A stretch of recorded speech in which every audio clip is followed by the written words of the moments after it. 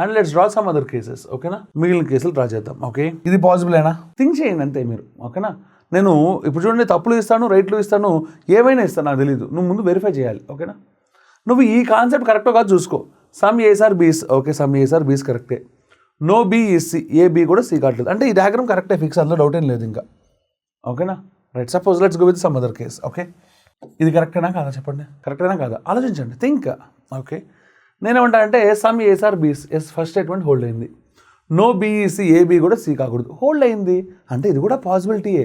చూసారా మీరు నేనేం రాస్తున్నాను ఇక్కడ, పాసిబిలిటీస్ రాస్తున్నాను, అన్నీ రాయట్లేదు, అవునా కాదా? Okay, next one. ఒకసారి ఎలా ఆలోచించండి, ఇది కరెక్టా కాదా బాగా ఆలోచించండి. You can get it the answer. కాదు, ఎందుకు చెప్పండి?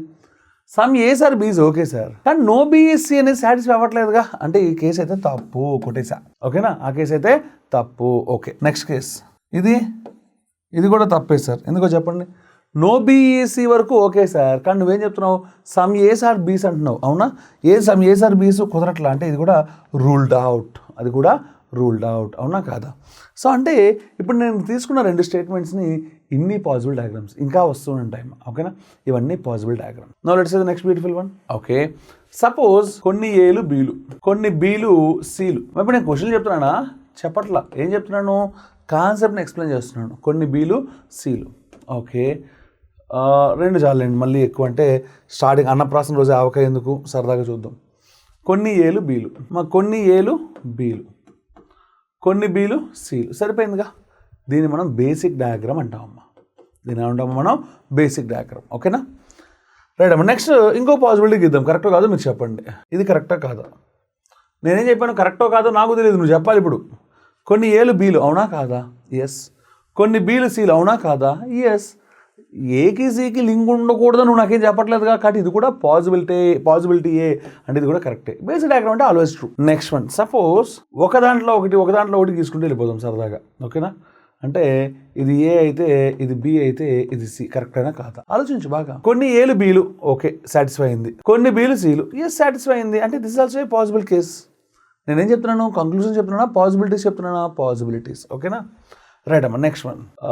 ఇది కరెక్ట్గా కాదు చెప్పండి. A is equals to B, ఇది సి. ఓకే, ఇది కరెక్ట్గా కాదు చెప్పండి. సార్ కొన్ని ఏలు ఏమంటున్నావు నువ్వు? బీలు అంటున్నావు. అదిగో కొన్ని ఏలు బీలు అంటే ఇది కూడా ఒక పాసిబుల్ డయాగ్రామేగా, A is equal to B అవడం. ఇందా చెప్పుకున్నాం మనం, అవునా కదా? చూడండి, కొన్ని ఏలు బీలు అన్నప్పుడు రెండు ఈక్వల్ అయ్యే కేసు గీసానా గీలేదు, A is equal to B. Yes, it's a possibility. కాబట్టి కొన్ని ఏలు బీలు అనేది అయితే దీని ప్రకారం కరెక్టే. కొన్ని బీలు సీలు ఎస్ కరెక్టే అంటే this diagram is also a valid case. Superb and beautiful. Okay, let's see the next beautiful case. ఇది కరెక్టా కాదా? కాదు సార్. ఎవరు ఏబీసీ అని ఏం తీసుకో, ఏబీసీ కరెక్టా కాదు, ఎందుకంటే కొన్ని ఏలు బీలు కాదు అంటే క్యాన్సిల్ సింపుల్గా, అవునా కాదా? Okay, next one. A is equals to B is equal to C. ఇది కరెక్ట్గా చూడండి, ఇది కరెక్టా కాదా? కాదు అన్ను అంటే నేను తప్పు అని గట్టిగా చెప్తాను. ఇది గ్యారంటీగా కరెక్ట్. ఎందుకో చెప్పండమ్మా? కొన్ని ఏలు బీలు కరెక్టే, కొన్ని బీలు సీలు కరెక్టే, అబ్సల్యూట్లీ రైట్ ఆన్సర్, అవునా కాదా? Okay, let's go with some other cases. Okay, ఇంకా కొన్ని కేసులోకి వెళ్దాం. Possibilities only. ఓకే అమ్మ, నేనేం చెప్తాను? కొన్ని స్టేట్మెంట్స్లోకి వెళ్దా ఉంటున్నానా, కొన్ని కేసెస్లోకి వెళ్దా ఉంటున్నానా? కొన్ని కేసెస్ అంటే పాసిబిలిటీస్ మాత్రం మనం లెక్కేస్తున్నాం. ఓకేనా, గుడ్. సపోజ్ ఇది ఏ, ఇది బి, ఇది సి, కరెక్టా కాదు చెప్పండి నాకు. ఎస్, కొన్ని ఏలు బీలు సాటిస్ఫైడ్, ఎస్ కొన్ని బీలు సీలు సాటిస్ఫైడ్ అంటే definitely this is also true. Okay, good. ఇది ఏ, ఇది బి, ఇది సి, కరెక్టా కాదు చెప్పండి. కరెక్టా కాదా? కాదు. ఎందుకు కాదు చెప్పండి? కొన్ని ఏలు బీలు ఓకే, మరి కొన్ని బీలు సీలేవి లేవుగా అంటే ఇది రాంగ్. అర్థమైందా మై డియర్ బాయ్స్? అంటే అలా కేసెస్ని గీసుకుంటూ వెళ్ళగలగాలి మనం. ఇవన్నీ మీ మైండ్లో వెలుగుతూ ఉండాలమ్మా, తిరుగుతూ ఉండాలి. ఓకేనా, గుడ్ అమ్మా. ఇప్పుడు మనకి కంక్లూజన్స్ రెండు రకాలమ్మా. అమ్మా, డయాగ్రామ్స్ గురించి చెప్పా కదా స్టేట్మెంట్స్కి సరదాగా. కంక్లూజన్స్ రెండు రకాల కంక్లూజన్స్ ఎలా ఉంటాయంటే రెండు కంక్లూజన్స్ అంటే తీర్మానాలు. ఓకేనా, నెంబర్ వన్ ఎలా ఉంటాయంటే డెఫినెట్ కంక్లూజన్స్ అంటే ఎప్పుడో అవి గ్యారంటీ అవ్వాల్సిందే. రెండోది ఏంటంటే పాసిబిలిటీస్. ఓకేనా, డెఫినెట్ అంటే ఏంటి, పాసిబిలిటీ అంటే ఏంటి? సపోజ్ ఒక కంక్లూజన్ నేను ఇస్తున్నాను, అది కరెక్ట్గా చెప్పండి. రియల్ లైఫ్లో సూర్యుడు తూర్పును ఉదయిస్తాడు, అవును సార్, డెఫినెట్గా ట్రూ. నువ్వు తలకిందులు తపస్సు చేసిన సార్ అది ఖచ్చితంగా ట్రూనే. ఇంకో స్టేట్మెంట్ ఇస్తాను, అది ట్రూనో కాదు చెప్పండి. ఏ అనేది 5 అవ్వడానికి పాసిబిలిటీ ఉంది అన్నాను. అవును, ఆల్జీబ్రా తీసుకుంటే a = 1, a = 2, a = -3 అలా ఎన్నో చాలా పాసిబిలిటీస్ ఉన్నాయిగా. అందులో a = 5 అవ్వడానికి ఒక పాసిబిలిటీ ఉంది. ఎస్, కరెక్టే. ఏకి ఏ వాల్యూ ఉంటుందో నాకు తెలియదు సార్. ఏ వాల్యూ ఉంటుందో తెలియనప్పుడు అందులో 5 ఉండడానికి కూడా ఒక పాసిబిలిటీ ఉందిగా. కాబట్టి పాసిబిలిటీ అంటే డెఫినెట్లీ ట్రూ అంటే ఆల్వేస్ ఇట్ ఈస్ ట్రూ. అది ఫెయిల్ అయ్యే ఛాన్స్ అనేది ఉండకూడదు. ఓకే, పాసిబిలిటీ అంటే అది ఫెయిల్ అయ్యే ఛాన్స్ ఉందా లేదా నాకు అవసరం లేదు. అది కరెక్ట్ అవ్వడానికి పాసిబిలిటీ ఉందో లేదో చూపించాలి. కరెక్ట్ అవ్వడానికి ఒక పాసిబిలిటీ ఉన్నా చాలు, అది కరెక్టే.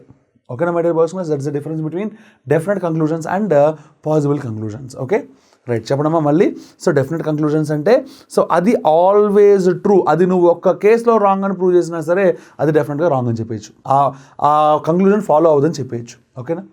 అదే పాసిబుల్ కంక్లూజన్స్, సార్ ఒక్క కేసులో అది కరెక్ట్గా నువ్వు ప్రూవ్ చేసిన ఎస్ ఇట్స్ ఏ పాసిబిలిటీ అంట. ఎస్ ఇట్స్ ఏ పాసిబిలిటీ అంట. ఇప్పుడు చిన్న ఎగ్జాంపుల్ ఆలోచిద్దాం మనం. ఓకే, సో ఇప్పుడు ఐక్యరాజ్య సమితికి ప్రెసిడెంట్ ఎవరున్నారు? ఇండియన్ అయితే గ్యారంటీ కాదు కదా. నేనేమంటున్నానంటే ఇప్పుడు మన ఇండియన్ నేనే ఒక ఐక్యరాజ్య సమితి ప్రెసిడెంట్ అవ్వడానికి పాసిబిలిటీ ఉంది అంటాను. నువ్వు కాదంటావా? కాదని కానీ చెప్పగలవా?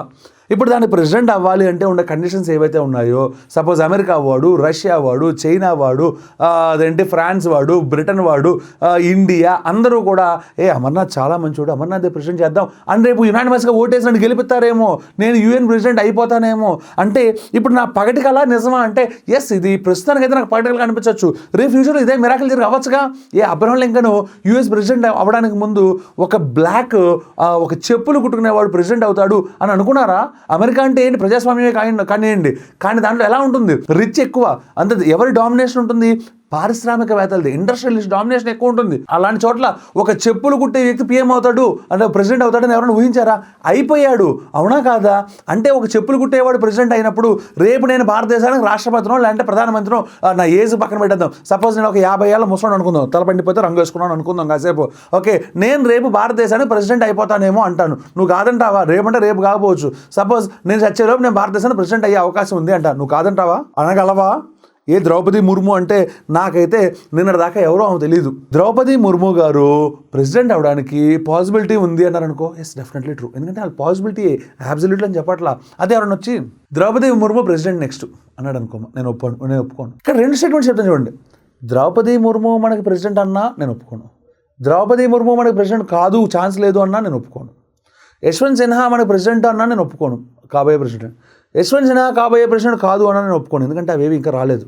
వాటన్నిటికీ పాసిబిలిటీస్ ఉన్నాయి. నువ్వేం చెప్తున్నావు? కన్ఫర్మ్ చేసేస్తున్నావు. డెఫినెట్గా ఎలా చెప్తావు? వాళ్ళు అవ్వచ్చు, అవ్వకపోవచ్చు, అవునా కాదా? కొన్ని గ్యారంటీగా అయ్యే ఉంటాయేమో, కొన్ని పాసిబిలిటీస్ ఉంటాయేమో. ఓకేనా. సో డెఫినెట్లీ ట్రూ అంటే ఏ ఒక్క కేసులో కూడా అది ఫెయిల్ అవ్వకూడదు. పాసిబిలిటీ అంటే ఏదో ఒక్క కేసులో ట్రూ అయినా చాలు. That's the difference. ఓకేనా. ఇక్కడ యాక్చువల్గా దీంట్లో ఏముంటుందో తెలుసా, ఇది కరెక్టు తప్పు అనేది ఉండదు. Does it follows or not, ఇది ఫాలో అవుతుందా లేదని మాత్రమే ఉంటుంది. ఓకేనా. Does it follows or not అంటే ఎలాగో తెలుసా మనం అబ్జర్వ్ చేయాల్సిన పాయింట్. సో ఇప్పుడు నేను చెప్పాను చూసారా, ద్రౌపది ముర్ము గారు ప్రెసిడెంట్ కాబోతున్నారు అని ఎవరైనా అన్నారు అనుకో, ఇది గెలవడానికి ఆమె ఎక్కువ ఛాన్స్ ఉన్నాయా తక్కువ ఛాన్స్ ఉన్నాయా నాకు సంబంధం లేదు. ఇప్పటిదాకా అయితే ఆమె గెలుస్తుందని గ్యారంటీగా రబ్బర్ స్టాంప్ కొట్టి ఏ ప్రభుత్వం కానీ లేకపోతే ఏ సుప్రీంకోర్టు కానీ నాకు అయితే నోటీస్ ఇవ్వాల, గ్యారంటీగా నెక్స్ట్ ప్రెసిడెంట్ ముర్మునే అని చెప్పలేదు. కాబట్టి నేను ఆమె ప్రెసిడెంట్ అవుతుంది అన్నాన్ని డెఫినెట్గా అయితే నేను యాక్సెప్ట్ చేయను. అట్ ద సేమ్ టైం ఎవరైనా వచ్చి ద్రౌపది ముర్ము గారు ప్రెసిడెంట్ అవ్వరు నెక్స్ట్ జరిగే ఎలక్షన్స్లో అన్నారనుకోమ్మా, అప్పుడు కూడా సార్ నాకు ఇప్పటికీ ఏ సుప్రీంకోర్టు ఇవ్వాలి ఆమె ప్రెసిడెంట్ కాదని. ఓకే, అఫీషియల్గా అమ్మా ఇప్పుడు ప్రభుత్వం చెప్పడము అంటే నరేంద్ర మోడీ గారు లేకపోతే ఒక రాజ్నాథ్ సింగ్ గారు చెప్పడం కాదు, హోమ్ మినిస్టర్ అమిత్ షా గారు చెప్పడం కాదు. ప్రభుత్వం అంటే క్యాబినెట్ వచ్చి ఒక జీవోగా ఇష్యూ చేస్తూ ద్రౌపది ముర్ము గారు ప్రెసిడెంట్ అయ్యారు అని కానీ ద్రౌపది ముర్ము గారు ప్రెసిడెంట్ కాలేదని కానీ వాళ్ళు నోట్ ఇవ్వాలి నాకు. ఓకే, కాబట్టి నేనైతే ఆమె ప్రెసిడెంట్ అవుతుంది అన్నా ఇది ఫాలో అవుతుందా లేదా అంటే అవ్వచ్చు అవ్వకపోవచ్చు, కాబట్టి నేను ఫాలో అవుతుందని అయితే చెప్పను. ఆమె ప్రెసిడెంట్ కాదేమో అన్నారు అనుకో, అప్పుడు కూడా అవుతుందా అవ్వదా అమ్మో చెప్పలేను సార్, కాబట్టి నేను చెప్పను. అర్థమైందా? అంటే రెండు నేను చెప్పను, ఫాలోస్ డస్ నాట్ ఫాలోస్ మాత్రమే ఉంటాయి, ట్రూ ఆర్ ఫాల్స్ అనేది ఉండదు. ట్రూ ఆర్ ఫాల్స్ ఎలా ఉంటుంది? సపోజ్ సూర్యుడు తూర్పున ఉదయించడు అని నేను అన్నాను అనుకో, అది ఫాల్స్. ఉదయించుడు అంటే నెగిటివ్ స్టేట్మెంట్, దాన్ని పాజిటివ్గా మార్చి ఉదయిస్తాడు అను, అది గ్యారంటీగా కరెక్ట్ స్టేట్మెంట్, అవునా కాదా? అంటే ఏమైపోయింది, ఇది తప్పు అన్నామంటే నువ్వు వెంటనే దానికి రైట్ వచ్చేస్తుంది. ఇది రైట్ అన్నా అంటే దానికి అది కాకుండా వేరేది ఏం చెప్పినా తప్పు అయిపోతుంది, అవునా కదా? నేను సూర్యుడు తూర్పున ఉదయిస్తాను అన్నాను, అది కరెక్ట్. ఆటోమేటిక్గా ఏమైపోతుంది, ఎవరైనా వచ్చి సూర్యుడు తూర్పున ఉదయిస్తాడా, కాదే పడమర అనుకుంటానే అన్నాడు అనుకో, అది తప్పే. కాదే ఉత్తరాన్ని అన్నాడు అనుకో, అది కూడా తప్పే, అవునా కాదా అంటే మీనింగ్ ఏంటి?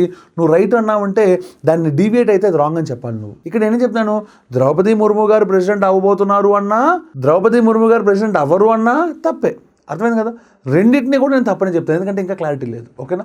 That is definite conclusions and possibilities. ఓకేనా? ఇప్పటి వరకు మీరు ఏమేమి చూశారు అంటే స్టేట్మెంట్స్ ఏమేమి ఉంటాయి,